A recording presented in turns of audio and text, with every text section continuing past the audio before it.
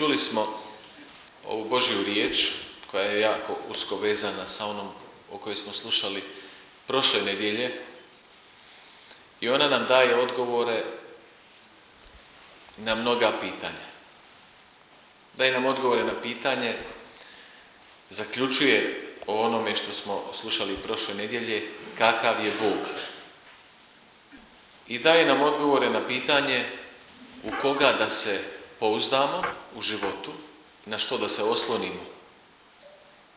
Da li da se oslonimo na sebe, na druge ljude, da li se treba osloniti na to da ću se držati zakona i Božjih zapovjedi i da mi je to dovoljno za sreću, da li mi je dovoljno biti pravedan bez Boga, kako kažu neki, osloniti se na novu pravednost, da li se osloniti na pozitivno promatranje života, vedro promatranje života, kao tako, na optimističan pogled na život, na svijet i očekivati uvijek najbolju soluciju da će se ostvariti, naprosto. Ili se osloniti na Boga. Dakle, danas nam Božja riječ objašnjava i daje odgovore na to. Čuli smo u antifoni tako divno i lijepo da postoji i poklik Božjoj nježnosti i Božjoj ljubavi. Božjoj milosrđu. Prošli tjedan smo čuli, Isus uzima prispodobu i objašnjava da je Bog milosrdni otac. Nježni otac. Nema nitko približno nježan, sav svijet, ništa se ne može usporediti sa Božjom nježnošću i Božjom ljubavlju. Takav je Bog, drugoga nema. Svako drugo poimanje Boga u najtežim križevima je sasvim pogrešno. On je nježnost sama, ljubav sama i milosrđe samo. Dakle, Isus je to govorio prošle nedjelje u prispodobi, a danas ga vidimo na djelu. Onda smo čuli da onaj sin se vraća milosrdnom ocu koji ga svo vrijeme čeka s ljubavlju. Danas dovode Isusu ovu jadnicu, osuđenu na sigurnu smrt, na strašno pogubljenje kamenovanjem, uhvatili su je, kako kaže, u samom činu preljuba. Prije egzekucije, prije pogubljenja, dovode je Isusu. Isus je spašava, njegovo milosrdno srce pokriva čovjeka. Dakle, upoznavamo i vidimo da Bog uvijek ljubi i oprašta čovjeku. Kaže Isus i upozorava koji je glavni ljudski problem. Često smo nemilosrdni. Često se ne ponašamo kao djeca Božja. I upire prstom u glavni uzrok. Glavni je uzrok što ne silazimo u vlastito srce. Ne poznajemo vlastito srce. Kad ih je uperio na njihovo srce, da je tamo problem, onda počinju odlaziti i prolazi ih volja da je kamenuju, počev od starijih pa dalje. Kaže Isus, tko je od vas bez grijeha, neka evo izvoli i prvi na nju baci kamen. S jedne strane, dakle, ovo nam odgovara na koga se trebamo osloniti. Kakav je Bog? Bog ljubav, Bog milosrđe i Bog nježnost sama. Ko ne nosi u svome srcu to iskustvo i nema uvjerenje u svome srcu i svome razumu da je Bog nježnost sama, milosrđe samo, ljubav sama, dobrota sama, taj ima krivu sliku o Bogu, krivu percepciju Boga i krivi doživljaj Boga, pa makar ne znam tko bio. Jer samo takav Bog postoji i sve uzdržava i sve stvori. Znači, s jedne strane dobijamo odgovor na koga se trebamo osloniti, Bog, ljubav i milosrđe i nježnost, i čovjek često nemilosrdan i loš i krivi sudac. S druge strane, dobijamo odgovor i na još jedno svojstvo Božje, to je da Bog podiže i stvara. Kaže nam u prvom čitanju, evo činim nešto novo, već nastaje, zar ne opažate, da put ću napraviti u pustinji i staze u pustoši. Malo prije smo čuli, ne samo da je Bog dobrota i ljubav i milosrđe, nego Bog je beskrajno velik Bog je svemoguć. Što to znači? Svemoguća ljubav, osoba. To znači da čovjek ne može upasti u nevolju, ne može upropastiti stvar, da je Bog ne može veličanstveno obnoviti. Ne makar kako, ne vratiti u prijašnje stanje, nego načiniti nešto beskrajno veće, unatoč ljudskim promašajima, propustima, grijesima, uništenjima, manjkavostima, poteškoćama, križevima. Bog sve neizmjerno obnavlja, usavršuje, posvećuje i čovjeka usrećuje. Znači, Bog obnavlja čovjeka iznutra i izvana. Obnavlja njegovo srce, čisti nas od grijeha, od strahote grijeha iznutra i obnavlja naše tijelo. Na kraju će nam dati savršeno, proslavljeno tijelo za svu vječnost. Imaćemo obnovljenu i dušu i tijelo. To je remek Božje djelo. Obnovljeno srce, obnovljena nutrina, obnovljena vanjština, cijeli čovjek, sve ljudsko. Uvjet za to je da nas neko mora neizmjerno voliti, što nam je Bog pokazao na križu, i da je taj koji to čini sve moguće, da to može učiniti. Vidimo razliku između Boga i čovjeka i na koga se trebamo osloniti.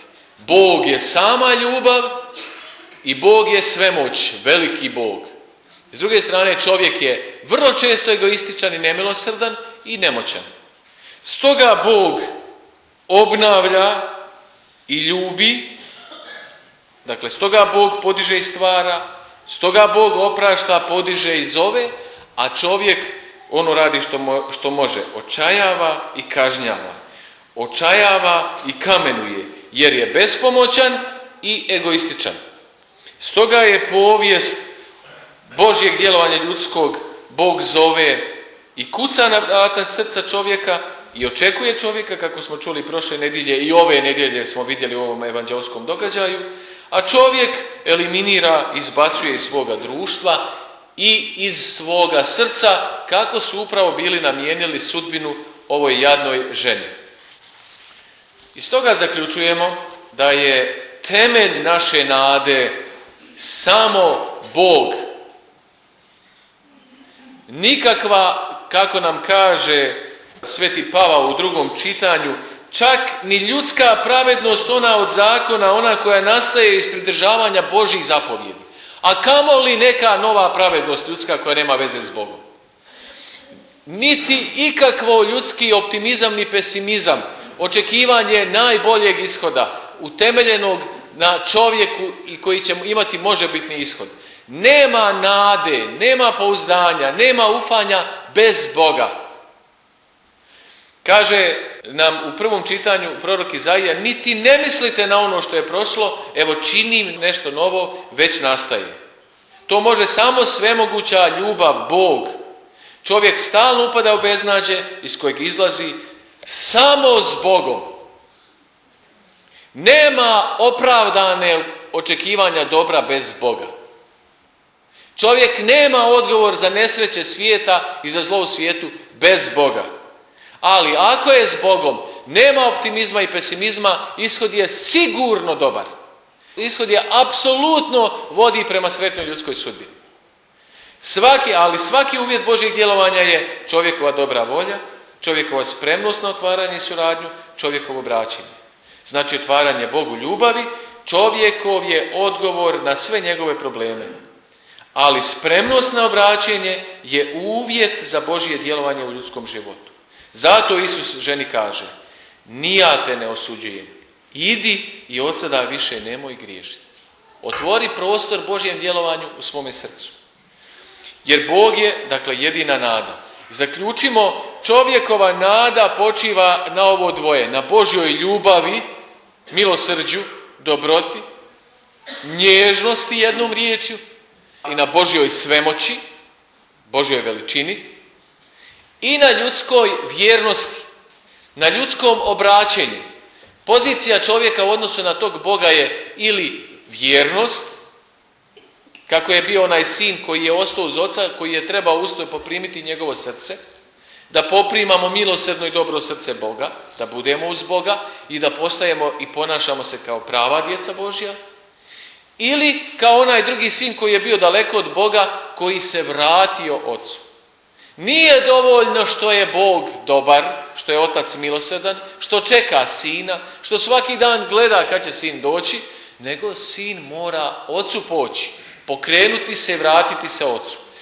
To dvoje, Bog i čovjek, naslonjen na Boga, vjeran Bogu, oslonjen na Bogu, obraćen Bogu, su uvjet kršćanske duboke nade i sigurne ljudske sreće. Zaključit ćemo sa jednim malim primjerom iz Svetoga pisma, onim primjerom majke koja je za jedan dan izgubila 7 sinova. To svaka majka može razumjeti. Kaže u knjizi Makabejcima nam donosi, veledušno je to podnijela. Zašto? Kaže Sveto pismo, zato što se ufala u Gospodina, što se oslonila na Boga, što je njezina nada bio Bog i njezino vjernost Bogu. Ovdje vidimo tko je Bog, koliko je velik Bog, što je žena spremna učiniti za Boga, jer zna tko je Bog. Nježnost sama, ljubav sama i milosrđe samo. I da bi ostala vjerna tom Bogu, ona je spremna izgubiti svih 7 sinova u jednome danu. I to kako? Na najgrozniji mogući način. Pekli su ih pred njom. Rezali su ih pred njom. Ona je sve spremna da bi zadržala Boga. Da bi ostala vjerna Bogu. Zašto? Jer zna da je Bog ljubav i da je Bog svemoguć. Ne može joj niko oduzeti što Bog ne može nadomjestiti beskrajno više. Kako kaže, kad je govorila svojoj djeci, svojim sinovima, ne znam kako ste nastali u mojoj utrobi. Nije smatrala da ih je ona stvorila. Kaže, jer nisam vam ja darovala ni duh ni život, niti vam tkivo složila. Zato će vam stvoritelj svijeta koji je sazdao ljudski rod i koji svemu dade početak, milosrdno vratiti i duh i život, jer vi sad ne marite zase iz ljubavi prema njegovim zakonima. Ljubav prema Bogu, otvorenost prema Bogu, vjernost prema Bogu, ljubav za ljubav, Bogu ljubav i Bogu svemoći, velikome divnome Bogu. Ona dobro zna, sve što joj sada oduzimaju neprijatelji Božji, Bog će višestruko beskrajno vratiti. I tijelo, i dušu, i život, sve predivno će vratiti njima. I kad je nagovaraju da spasi bar zadnjeg sina, ona prilazi zadnjem sinu i kaže mu, molim te dijete, pogledaj nebo i zemlju i sve što je na njima i znaj da je sve to Bog načinio ni od čega i da je tako nastao i ljudski rod. Ne boj se toga krvnika, nego budi dostojan svoje braće i prihvati smrt, da te s tvojom braćom u vrijeme milosti opet nađe. Nije puno prošlo, našla je svoju djecu u nebu. I zajedno sa svojom djecom dobit će novo tijelo na kraju ovoga svijeta. I dušom i tijelom bit će vječno u Božjem srcu sa svojom djecom i živjet će Božjim životom, božanskim životom. Blago njoj. Pa evo, neka nam ovo bude poticaj da i mi se oslonimo potpuno na Božju ljubav, da svoju nadu položimo uvijek na Božju veličinu i Božju dobrotu, Božju svemoć i Božju beskrajnu ljubav i Božje milosrđe i da znamo da je naš Bog nježnost sama i ljubav sama i da sav naš život bude jedan krik, jedan odgovor cijelim našim životom, cijelom našom ljubavlju, svim našim moćima, da sve darujemo svome Bogu i Boga stavimo u središte svoga života i na prvo mjesto u svome životu, da se ne uzdamo ni u što zemaljsko, što će nam se nuditi i što nam se nudi, nego samo svojom vjernošću i obraćanjem oslanjamo se na svoga Boga Oca. Amen.